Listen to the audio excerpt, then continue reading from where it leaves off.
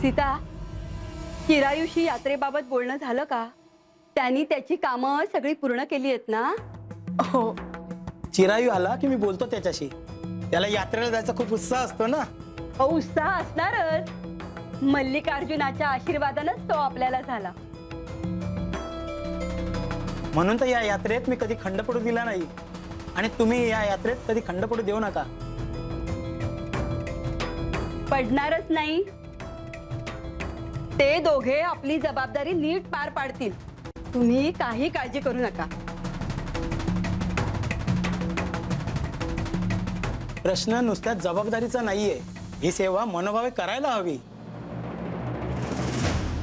परिस्थिती काही येऊ पण ही यात्रा चुकवायची नाही.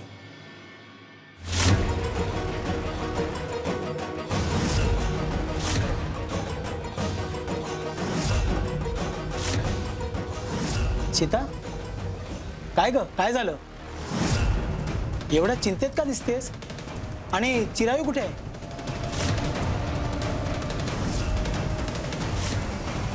ते अगं सीता, सगळं ठीक आहे ना? तुला काय झालंय का? अगं मी काय विचारतोय, चिरायू कुठे आहे?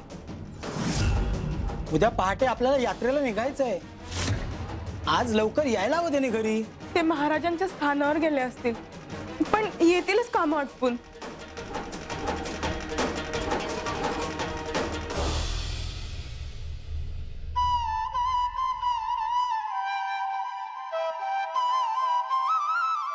नाथ, ह्या चिरायू दादांचं फार कौतुक वाटतं हो मला. काहीही हो, पण त्यांचा नित्यनेम अजिबात चुकत नाही.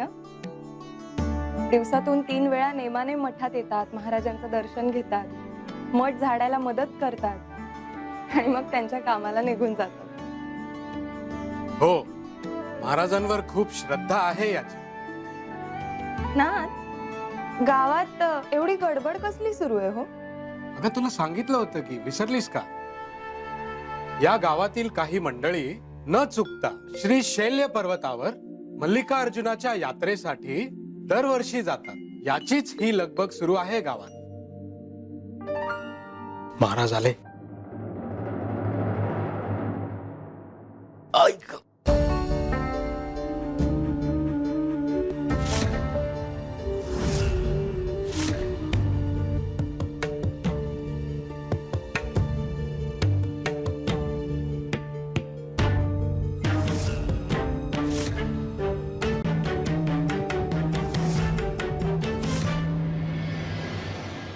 सुंदरराम, काय महाराज?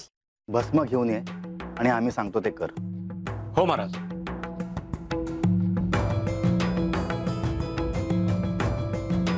महाराज,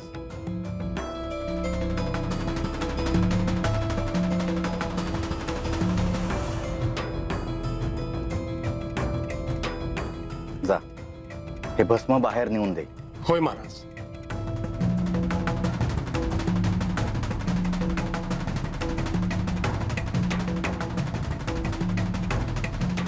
चिरायू, हा भाऊ. तुझ्या पायाला लागलेलं ना? ओहो, हे महाराजांनी भस्म दिलंय, हे तुझ्या पायाला लाव.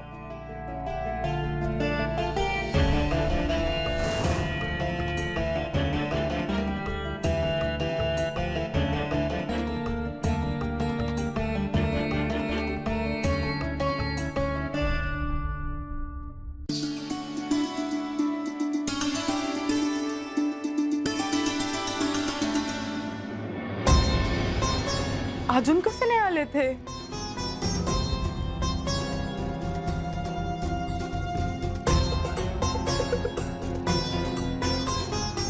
अहो, किती उशीर केलात तुम्ही.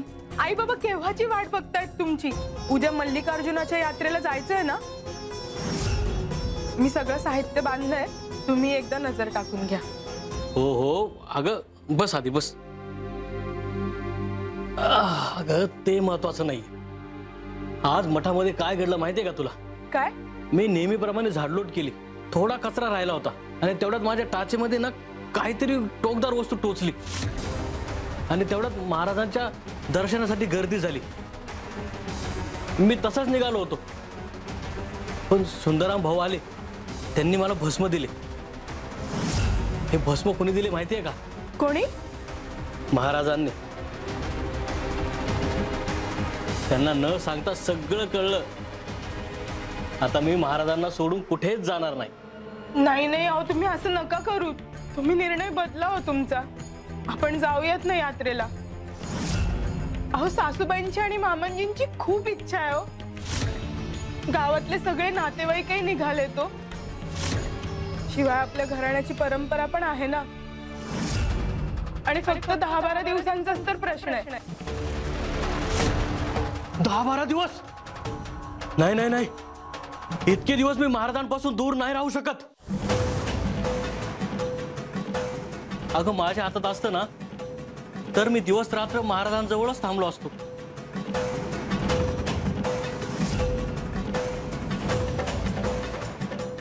आत्ताही मी रात्र कशी काढतो ना महाराजांना न पाहिल्याशिवाय, माझं मला माहिती. त्यावेळीही त्यांचंच नामस्मरण करत असतो मी. कधी एकदा उजाडतं आणि स्थानावर जाऊन मी लांबून का होईना त्यांचं दर्शन घेतो असं मला होतं. अगं, स्वच्छता करण्याच्या निमित्ताने दिवसभरातून माझ्या 3-4 खेपा होतात तिकडे. अहो, घरचे आस लावून बसलेत तिकडे जाण्याची. तुम्ही मल्लिकार्जुनाच्या दर्शनासाठी येणार याची खात्री आहे त्यांना. अगं, आजवर मी गेलो की नाही त्यांच्यासोबत, पण आता नाही. आता इथून पुढे माझं सगळं आयुष्य महाराजांसाठीच आहे. तेच देव आहेत माझे. तेच मल्लिकार्जुन रूप आहेत. माझा देव माझ्या सोबत असताना मी दुसरीकडे का जाऊ? मी महाराजांना सोडून कुठेही जाणार नाही.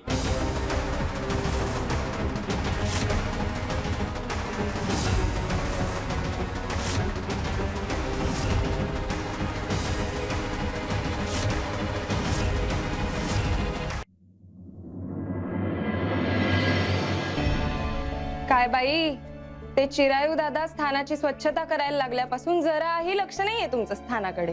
आता काय झालं तुला?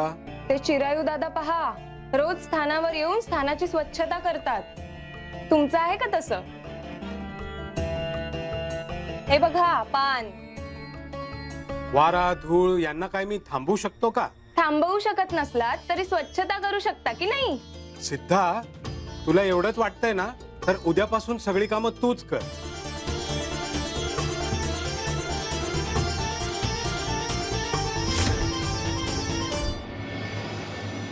सुंदरराम, आमच्या पादुका नीट स्वच्छ करून ठेव. आम्ही लवकरच त्याचा वापर करणार आहोत. होय महाराज.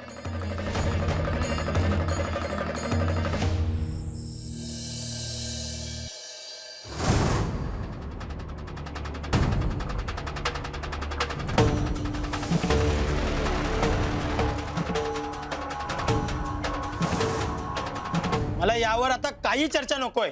उद्या आपण निघतोय. तयारी नीट करा. काही राहून जायला नको. मी कुठेही येणार नाहीये.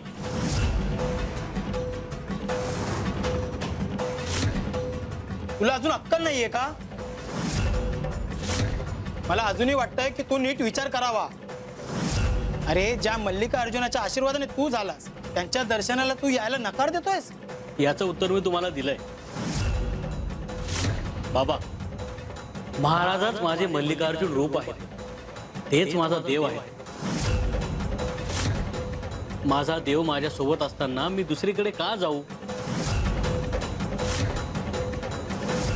मी येणार नाही. चिरायू, तुला यावं लागेल. अहो, क्रोध आवरा. देवाच्या दर्शनाला अशा मनस्थितीत जाणार आहात का?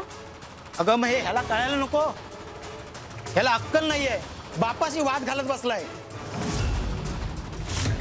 अहो, ऐका ना, थोड्या दिवसांचाच तर प्रश्न आहे.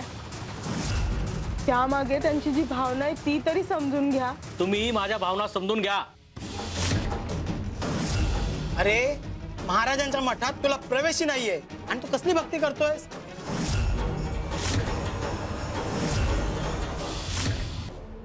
महाराजांच्या मठात तुला प्रवेशही नाहीये आणि तू कसली भक्ती करतोयस? असं कसं म्हणता तुम्ही? आज काय घडलं ते तुम्ही ऐकलं ना? काय घडलं असं? अहो बाबा,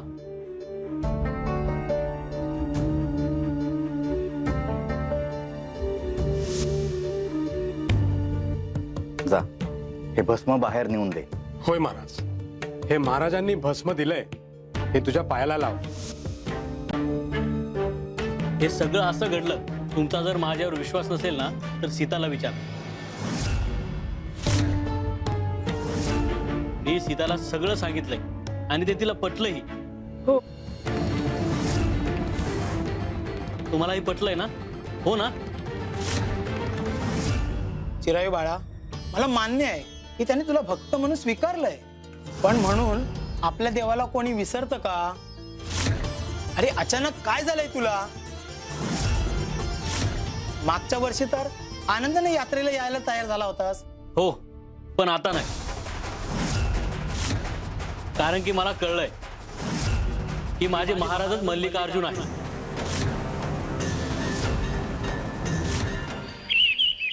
बैलगाडी जुंपली आहे ना? हो हो, हे घ्या बैलगाडी ठेवा, आम्ही येतोच. अगं झाली की नाही तयारी?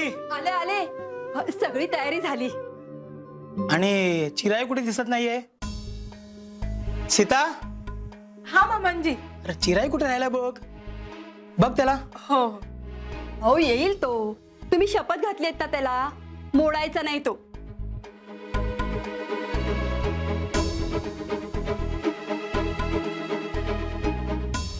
मामांजी, काय झालं सीता? हे घरात कुठेच नाहीयेत.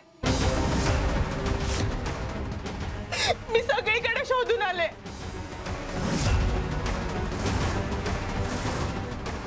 पाहिलंस, घातला ना आयत्या वेळी घोळ याने. निम्मी अधिक माणसं वाटेला लागली, आपणच मागे राहिलोय. ऐन वेळी कुठे गायब झालाय काय कळत नाही. मठात तर गेला नसेल? बरोबर वेळ साधली. मला माहिती आहे याने मुद्दाम केलं असणार. त्याला आपल्या सोबत यात्रेला यायचंच नव्हतं, म्हणून तो गायब झालाय. याने काल शपथ घेतली होती.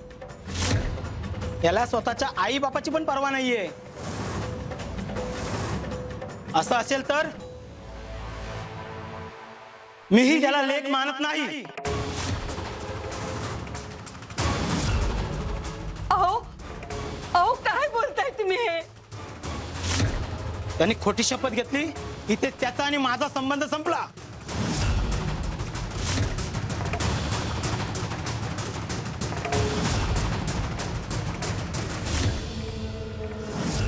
आणि जर तूही रडणार असेल. नाही नाही, मी तयार आहे तुमच्या सोबत यायला, पण असं काही बोलू नका. तुम्ही म्हणताय तसं होईल.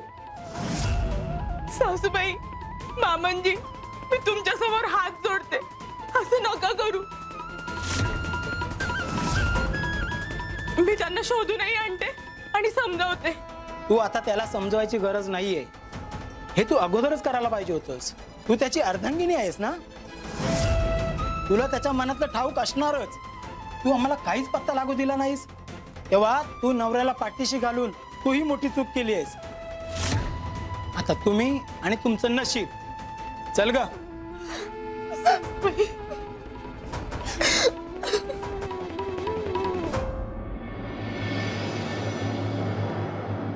काय करू? महाराजांना सगळं खरं खरं सांगू का? महाराजांनी सांगितलं तर ते ऐकतील, पण मी आत कशी जाऊ? आम्हाला तर आत प्रवेश नाहीये. कुणी पाहिलं तर काय करू?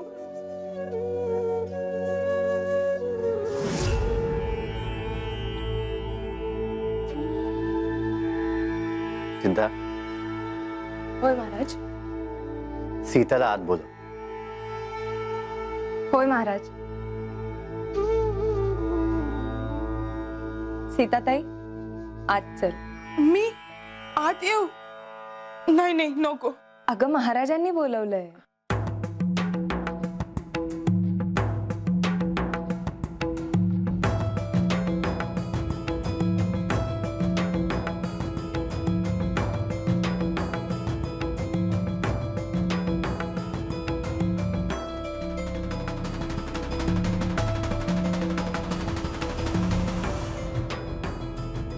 सीताताई, शांत हो पाहू.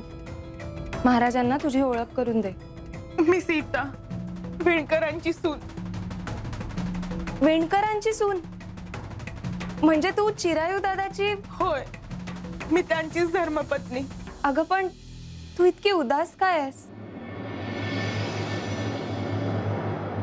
महाराज आमचे हे आपली मनोभावे सेवा करतात.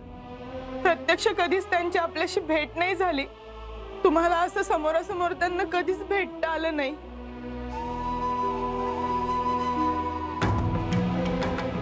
पण तुमच्याबद्दल त्यांच्या मनात विशेष भावना आहेत. खूप मोठं स्थान आहे त्यांच्या मनात तुमच्याविषयी. हो, हे आम्ही पाहतच आहोत. रोज येतात चिरायू दादा. सिद्धा, तिला बोलू दे. महाराज, आम्ही श्री शैल पर्वतावर मल्लिकार्जुनाच्या यात्रेसाठी जाणार होतो. माझ्या सासू सासऱ्यांची खूप श्रद्धा आहे त्यांच्यावर. दरवर्षीप्रमाणे याही वर्षी जायचं ठरलं होतं.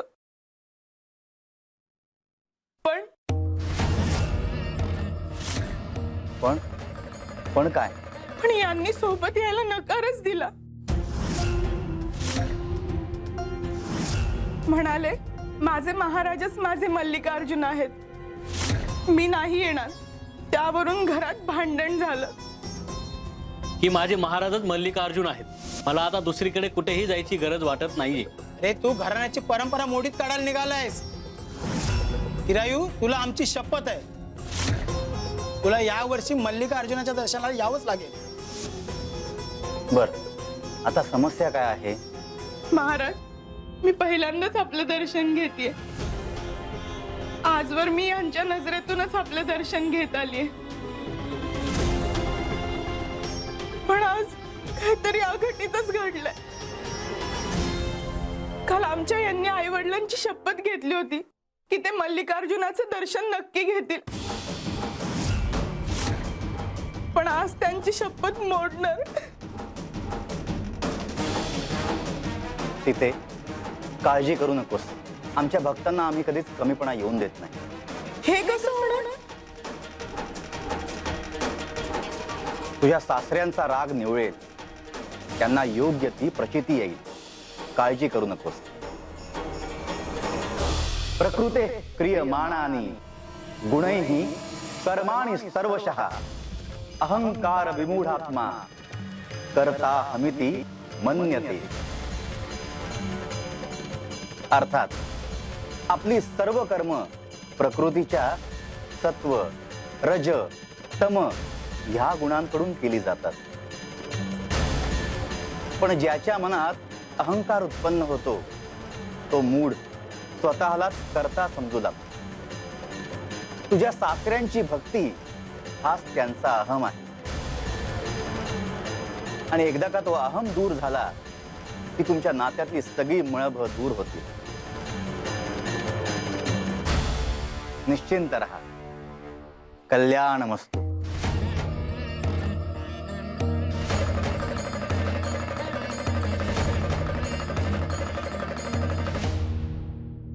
विणकराचे माता पिता आणि आप्तही होते. त्यांनी त्याला बरोबर चलण्याचा खूप आग्रह केला. तेव्हा श्री गुरुदेव हेच माझे मल्लिकार्जुन, गुरुभवन हे श्री शैल आणि गुरु सेवा हीच तीर्थयात्रा असं म्हणून त्याने त्यांच्या सोबत जाण्यास नकार दिला. मग पुढे काय झालं स्वामी? त्यांनी त्यांच्याशी नातं तोडून टाकलं का? आणि सीतेचं काय झालं? हो चारुलता ताई, किती घाई करता हो तुम्ही? हो स्वामी सांगतील ना पुढचं. स्वामी स्वामी स्वामी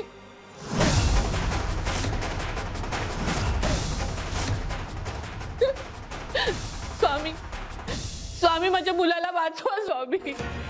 काय झालं ताई?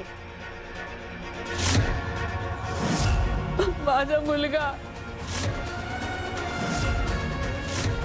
ताई, अहो तुम्ही तुमच्या मुलाला घेऊन इकडेच का नाही येत?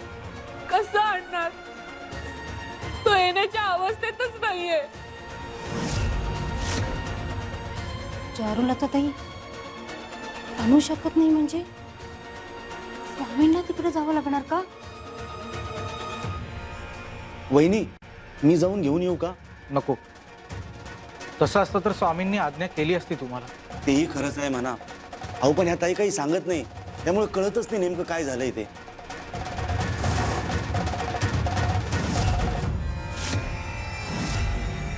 ताकाला जाऊन फंडका लपवतीयस.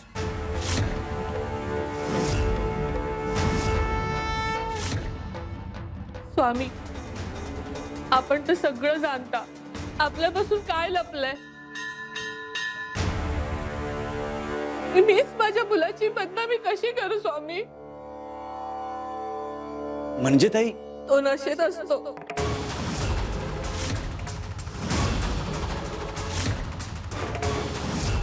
अरे देवा, नशेत असतो म्हणजे?